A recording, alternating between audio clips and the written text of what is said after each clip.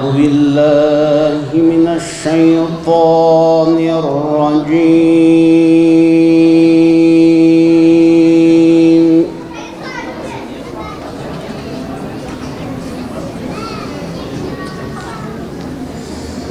بسم الله الرحمن الرحيم.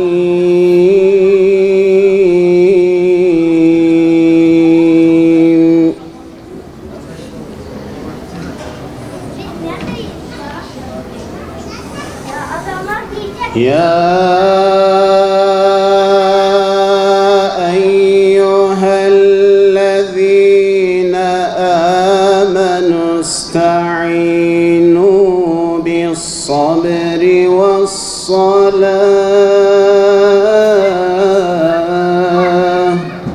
الأنهار ومساكن طيبة في جنات عدن ذلك الفوز العظيم.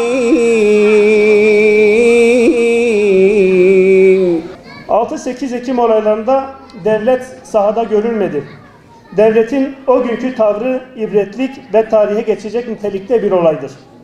Devlet olayların çıkacağını biliyordu ancak hiçbir önlem almadı.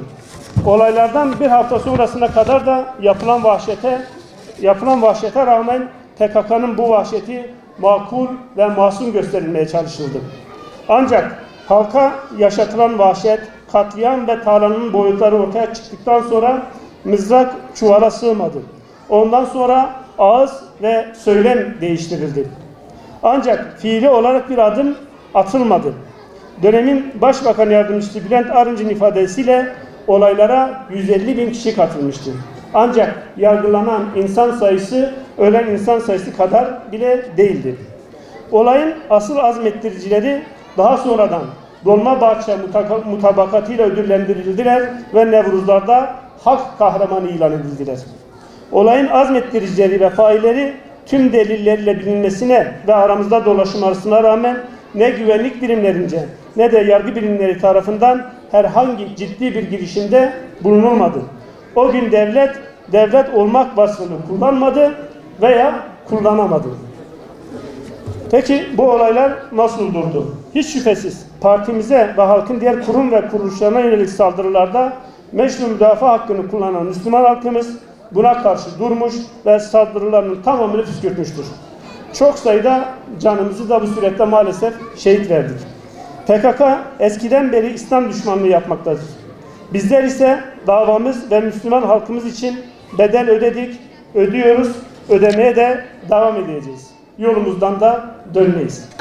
Bu sürecin başarısızlıkla neticeleneceğini, çünkü her iki tarafın da samimi olmadıklarını, hele PKK gibi gaddar, faşist, Japoban bir düşünceye sahip olan bir örgütün elinden silahı alırsanız sudan çıkmış bir balık misalidir onlar. Onlar varlıklarını de hak gibi Kürtlerin kanını dökerek, emerek, yiyerek, içerek varlıklarını devam ettiriyorlar. Onlar silah asla bırakmaz. Kürtlerin başına gelmiş en büyük musibettir bu.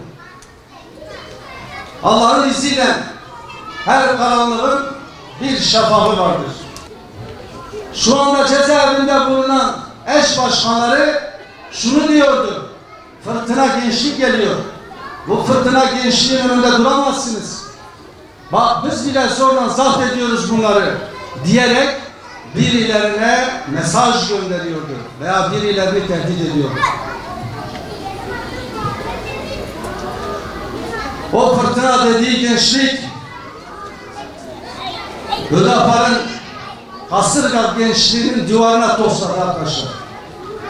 Onların o fırtına dediği gençlik Şeyh Said'in gençlerinin duvarına tosladı. Onların fırtına dediği gençlik bir yıl sonra kazmış oldukları çukurlara gömüldüler. Esameleri bile okunmuyor. Niçin? Çünkü bu vahşi katliamların mutlaka bir karşılığı olacaktır. Dünyada da olacaktır. Bu insanlığa karşı işlenmiş suçlar kapsamına alınmalıdır. 2.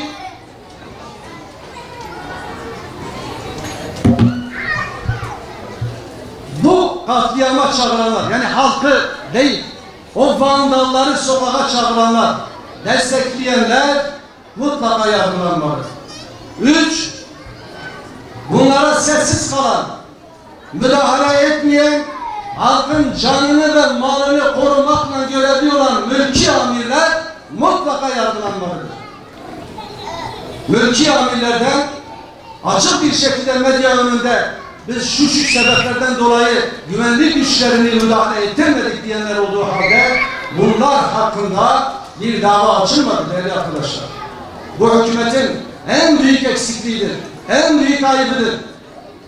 Yine ağlamışım, kara matem bağlamışım. Bugün yine ağlamışım, kara matem bağlamışım. Sırtımda hain bıçaklar, kor ateşlerde yanmışım. Kor ateşlerde yanmışım.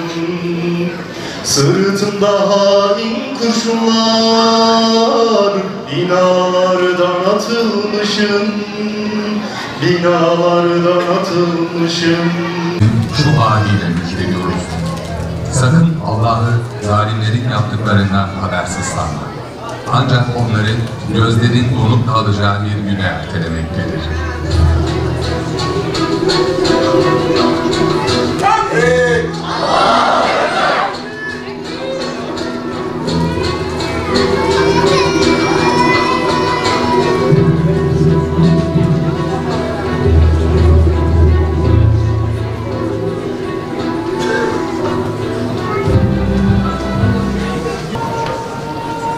Ben Şehit Yasin Görü, bir kurbanla yanımda, bir fakirin sofrasına hami olmanın huzuruyla evime dönüyordum.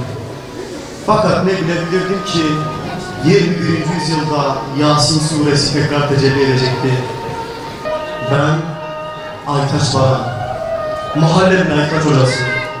Güzel yüzüm ve güzel ahlakımla tanırlar herkes beni. Yorulmuştum hayattan. Yorulmuştum hayattan ama Allah için gördüğüm işkencelerden, ömür tükettiğim zindanlardan değil bu yorgunluğum. Yorgunluğum aşkıyla yandığım Allah'a ve bizler Hak Teala'ya kul olmaya geldik. Ve Bilge Kral'ın dediği gibi bizi toprağa gömdüler fakat kulum olduğumuzu bilmiyorlardı. بنام خدای رحمان و رحیم و دلوبان حمد و شکر و پسنداین جرب عالم رابع بجمار صلاة و سلام لسر فخر کائنات حضرت رسول الله علیه الصلاة والسلام و لسر آل و اصحاب ویبه یا ربی جتبه و تو اله تنینه توی ربی ما توی ربی عرض و عثمانا ام هردم هوار و غازیا خودت دکن توی آلی کاری مظلوم و مستضعفان سلام لسر سید الشهداء حضرت حمزه سلام لسر حسن و حسین سلام لسر جمالی و توران سلام لسر ریاض و خالی محمد لطیف سلام لسر فتحی و جنگیز سلام لسر یاسین دلپچوک و سلام لسر ماموس یاسین Aytaç Hoca.